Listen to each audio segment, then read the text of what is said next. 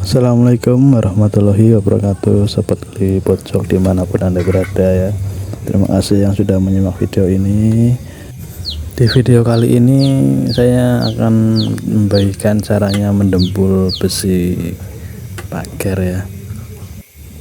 Oke, kita ambil sanpolaknya secukupnya saja ya guys, jangan terlalu banyak-banyak karena dia akan cepat mengeringnya ya. Nah, kita tutup kembali rapat kalengnya, kita campurkan obat pengerasnya ya, sedikit saja, jangan terlalu banyak juga ini.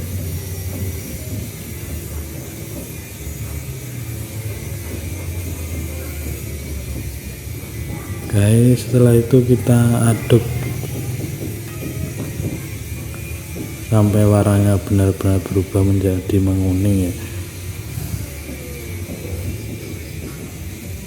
Aduk terus sampai dia benar-benar rata tercampur dengan obatnya.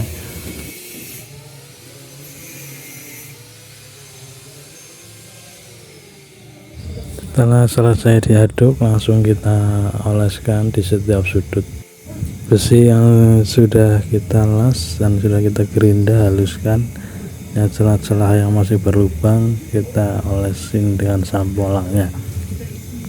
Untuk setelah kita selesai pendempulan, setelah kering kita dilakukan amplas ya, pengamplasan di setiap sudut-sudut yang kita dempul.